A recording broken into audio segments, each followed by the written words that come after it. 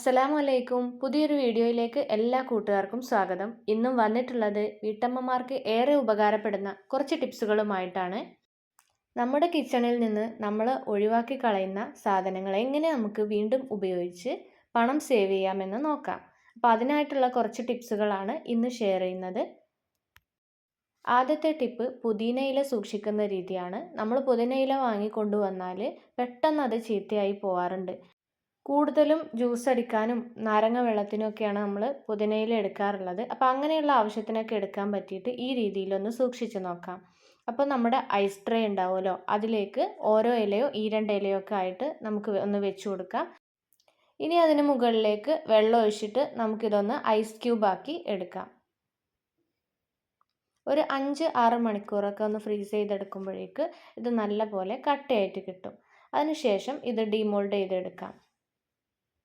ഇങ്ങനെ നല്ല കട്ടയായിട്ട് കിട്ടും. അപ്പോൾ നാരങ്ങ വെള്ളത്തിൽ ഒരു ഇലയാണെങ്കിൽ ഒരു ഐസ് ക്യൂബ് എടുക്കാം, അല്ലെങ്കിൽ 1-2 ഇലയുള്ള ഐസ് ക്യൂബും ഉണ്ട്. അപ്പോൾ ഏത് വേണമെങ്കിലും നമുക്ക് ആവശ്യത്തിനനുസരിച്ചിട്ട് ഇട്ട് കൊടുക്കാം. അപ്പോൾ ഇതുപോലെ എടുത്തു കഴിഞ്ഞാൽ നമുക്കിതൊരു പാത്രത്തിലാക്കിയിട്ട് സൂക്ഷിച്ചു വെക്കാം. ഇതിപ്പോൾ ഞാൻ നേരത്തെ ഉണ്ടാക്കി സൂക്ഷിച്ച് വെച്ചിട്ടുള്ളതാണ്. ഇതുപോലെയാണെങ്കിൽ നമുക്ക് ലെമൺ ജ്യൂസ് അടിക്കുകയാണെങ്കിലൊക്കെ പെട്ടെന്ന് എടുത്തിട്ട് ജ്യൂസിലേക്ക് ഇട്ട് കൊടുക്കാവുന്നതാണ്. കറികളിലേക്ക് വേണമെങ്കിലും ഇതിൽ നിന്ന് എടുത്ത് ഉപയോഗിക്കാവുന്നതാണ്. ഇനി നമ്മൾ പറമ്പിൽ നിന്ന് കറിവേപ്പില പറിച്ചു കൊണ്ടുവന്നാൽ പെട്ടെന്ന് വാടി പോവാതിരിക്കാനും അതുപോലെ അതിൻ്റെ മണവും ഗുണമൊന്നും നഷ്ടപ്പെടാതെ 2-3 ദിവസമൊക്കെ സൂക്ഷിക്കാൻ ഇതുപോലെ കുറച്ച് വെള്ളത്തിലൊന്ന് ഇറക്കി വെച്ച് കൊടുത്താൽ മതി. ഫ്രിഡ്ജിൽ വെക്കുന്നതിനേക്കാളും ഇതിൻ്റെ മണം ഒന്നും നഷ്ടപ്പെടാതെ ഇതുപോലെ ഇരുന്നോളും. അടുത്ത ടിപ്പ് ബാക്കിയാവുന്ന പുട്ട് എങ്ങനെ നമുക്ക് വീണ്ടും ഉപയോഗിക്കാം എന്നുള്ളതാണ്. ഇത് തലേ ദിവസത്തെ പുട്ടാണ് കേട്ടോ. പുട്ടുണ്ടാക്കിയാൽ എപ്പോഴും കുറച്ച് ബാലൻസ് ആവാറുണ്ട്. അപ്പോൾ ഞാനിങ്ങനെയാണ് ചെയ്യാറുള്ളത്. ഒരു ചീനച്ചട്ടിയിൽ കുറച്ച് വെളിച്ചെണ്ണ ചൂടാക്കിയിട്ട് 2 സവോള ചെറുതായിട്ട് അരിഞ്ഞത് വഴറ്റി കൊടുക്കുന്നുണ്ട്. അതിലേക്ക് 1 ടീസ്പൂൺ ഇഞ്ചി വെളുത്തുള്ളി പേസ്റ്റും കൂടി ചേർത്തിട്ട് നല്ലോണം ഒന്ന് വഴറ്റിയതിന് ശേഷം 2 തക്കാളിയും കൂടി ചേർത്ത് നല്ലപോലെ വേവിച്ച് ഒന്ന് ഉടച്ചെടുക്കണം. ഇത്തിരി മഞ്ഞൾപ്പൊടിയും മുളക് പൊടിയും ചിക്കൻ മസാലയും ചേർത്ത് കൊടുക്കുന്നുണ്ട്. ചിക്കൻ മസാലയ്ക്ക് പകരം ഗരം മസാല വേണമെങ്കിൽ അതും ചേർത്ത് കൊടുക്കാം. എന്നിട്ട് നല്ലപോലെ വഴറ്റി കൊടുക്കാം. ഈ മസാലയിലേക്ക് വേണമെങ്കിൽ 2 മുട്ടയും കൂടി പൊട്ടിച്ചൊഴിച്ചു കൊടുക്കാം. അപ്പോൾ കുറച്ചും കൂടി ടേസ്റ്റി ആയിരിക്കും. ഇനി ഇതിലേക്ക് പൊടിച്ച പുട്ടാണ് ചേർത്ത് കൊടുക്കുന്നത്. എന്നിട്ട് നല്ലപോലെ മിക്സ് ചെയ്തെടുത്താൽ നല്ലൊരു ബ്രേക്ക്ഫാസ്റ്റ് ആക്കി പിറ്റേ ദിവസം നമുക്ക് യൂസ് ചെയ്യാം. മുട്ടയും കൂടി ചേർത്ത് കൊടുത്തിട്ടുണ്ടെങ്കിൽ ഒന്നുകൂടി ടേസ്റ്റ് കൂടും. ഇപ്പോൾ എൻ്റെ കയ്യിൽ മുട്ട ഇല്ലാത്തത് കൊണ്ടാണ് ഞാനിങ്ങനെ ചെയ്തിട്ടുള്ളത്. മുട്ട ചേർത്തിട്ടും ഞാൻ ഒരുപാട് ചെയ്ത് നോക്കിയിട്ടുണ്ട്. അപ്പം നല്ല ടേസ്റ്റി ആയിട്ടുള്ള ഒരു ബ്രേക്ക്ഫാസ്റ്റും ആവും. നമ്മുടെ പുട്ടിനെ ഒട്ടും വേസ്റ്റാക്കി കളയും വേണ്ട. അടുത്ത ടിപ്പ്, നമ്മുടെ വീട്ടിലൊക്കെ അപ്പത്തിനോ ദോശയ്ക്കോ ഒക്കെ ഉണ്ടാക്കുന്ന മാവ് അല്പമൊക്കെ ബാക്കിയായി വരാറുണ്ട്. അത് പിറ്റേ ദിവസം നമ്മൾ എടുക്കുമ്പോൾ പുളിച്ചിട്ടുണ്ടാവും. അപ്പോൾ അങ്ങനെയുള്ള മാവ് കൊണ്ട് ദോശ ഉണ്ടാക്കിയാലും അപ്പം ഉണ്ടാക്കിയാലും ഒക്കെ നല്ല പുളിയായിരിക്കും അല്ലേ. അപ്പോൾ നമുക്ക് അതെങ്ങനെ വീണ്ടും ഉപയോഗിക്കാമെന്ന് നോക്കാം. ഇതിപ്പോൾ ദോശമാവാണ്. ദോശമാവാണെങ്കിലും അപ്പം മാവാണെങ്കിലും ഇതുപോലെ ചെയ്യാം. ഇതിലേക്ക് 1 ടേബിൾ സ്പൂൺ റവ ചേർത്ത് കൊടുത്തിട്ടുണ്ട്. 1/4 കപ്പ് പാലും കൂടി ചേർത്ത് കൊടുക്കാം. തേങ്ങാപ്പാലാണ് ഞാൻ ചേർത്ത് കൊടുത്തിട്ടുള്ളത്. പശുവിൻ പാൽ വേണമെങ്കിലും ചേർത്ത് കൊടുക്കാം, ഏതായാലും കുഴപ്പമൊന്നുമില്ല. എന്നിട്ട് നമുക്ക് പാകത്തിനുള്ള കൺസിസ്റ്റൻസി ആക്കിയിട്ട് ദോശപ്പാൻ നന്നായിട്ട് ചൂടാക്കിയ ശേഷം നമുക്കിതുപോലെ ചുട്ടെടുക്കാം.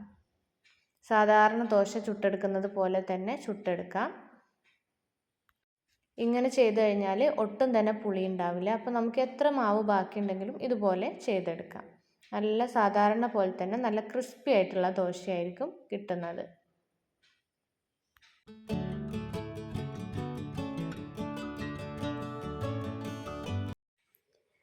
ഇനി അടുത്ത ടിപ്പ് നോക്കാം. നമ്മൾ മീൻകറിയൊക്കെ വെക്കുമ്പോൾ ചിലപ്പോൾ മീൻകറിക്ക് ഇത്തിരി പുളിയൊക്കെ കൂടി പോകാറുണ്ട്. അങ്ങനെ ആവുമ്പോൾ കറിക്ക് ഒരുമാതിരി ടേസ്റ്റ് ആയിരിക്കും.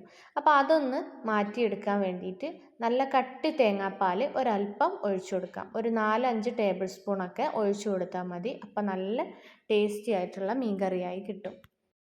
ഇനി അടുത്തൊരു ടിപ്പ് നോക്കാം. നമ്മുടെ എല്ലാവരുടെയും വീട്ടിൽ ബാലൻസ് ആവുന്ന ഒന്നാണ് ചോറ്. അപ്പോൾ ഈ ചോറ് വീണ്ടും ഉപയോഗിക്കാൻ ഒരുപാട് മാർഗ്ഗങ്ങളുണ്ട്. ഞാൻ ഇന്ന് ഒരു മാർഗ്ഗം കാണിക്കുന്നുണ്ട്. അപ്പോൾ ഈ ചോറ് കൊണ്ട് ചപ്പാത്തിയും അങ്ങനെ പലതും ഉണ്ടാക്കിയെടുക്കാൻ പറ്റും കേട്ടോ. അപ്പോൾ ഈ ചോറിലേക്ക് ഞാൻ 1 കപ്പ് തേങ്ങാപ്പാൽ ചേർത്ത് കൊടുക്കുന്നുണ്ട്. ഇനി 1.5 കപ്പ് ശർക്കര പാനിയും കൂടി ഒഴിച്ചു കൊടുക്കുന്നുണ്ട്. 2 കപ്പ് ചോറാണ് കേട്ടോ ഞാൻ എടുത്തിട്ടുള്ളത്. അതിലേക്കാണ് 1 കപ്പ് തേങ്ങാപ്പാലും 1.5 കപ്പ് ശർക്കര പാനിയും ചേർത്ത് കൊടുത്തിട്ടുള്ളത്. 5 അച്ച് ശർക്കരയാണ് മെൽറ്റ് ചെയ്തിട്ടുള്ളത്. ഇനി ഇത് നല്ല ഫൈനായിട്ടൊന്ന് അരച്ചെടുക്കണം. അപ്പോൾ ജസ്റ്റ് ഒന്ന് അരച്ചെടുത്തിട്ട് വരാം. അതിന് ശേഷം നമുക്കിതിലേക്ക് ഒരു 2 ടേബിൾ സ്പൂൺ കോൺഫ്ലോറും കൂടി ചേർത്ത് കൊടുക്കാം.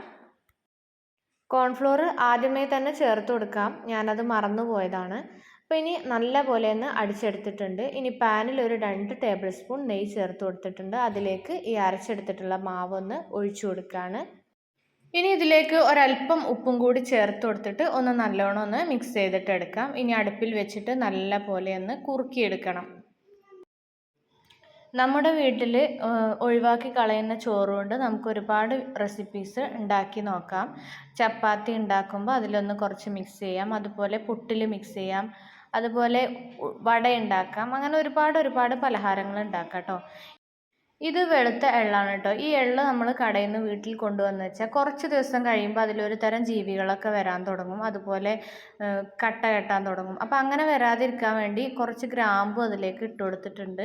അതിന് ശേഷം അത് ഞാൻ ഫ്രിഡ്ജിലാണ് സൂക്ഷിക്കാറുള്ളത് കേട്ടോ. അങ്ങനെ ചെയ്യുകയാണെങ്കിൽ നമുക്ക് എത്ര നാൾ വേണമെങ്കിലും അത് കേടാവാതെ സൂക്ഷിക്കാൻ പറ്റും. ഇപ്പോൾ ഇതാ നമ്മുടെ ഹൽവയൊക്കെ സെറ്റായി വന്നിട്ടുണ്ട്. അപ്പോൾ ട്രേയിൽ കുറച്ച് നെയ്യൊക്കെ തടവിയിട്ട് ഞാൻ കുറച്ച് വെളുത്ത എള്ളൊക്കെ ഒന്ന് സ്പ്രെഡ് ചെയ്ത് കൊടുത്തിട്ടുണ്ട്. ഇനി ആ ഒരു ട്രേയിലേക്ക് നമ്മുടെ ഹൽവയുടെ മിക്സ് ചേർത്ത് കൊടുക്കുകയാണ്. എനിക്കിതൊരു 3 മണിക്കൂറായപ്പോഴേക്ക് നല്ല പോലെ സെറ്റായി കിട്ടിയിട്ടുണ്ടായിരുന്നു. അതിന് ശേഷം നമുക്ക് ഇത് ആവശ്യത്തിനനുസരിച്ച് കട്ട് ചെയ്തെടുക്കാം.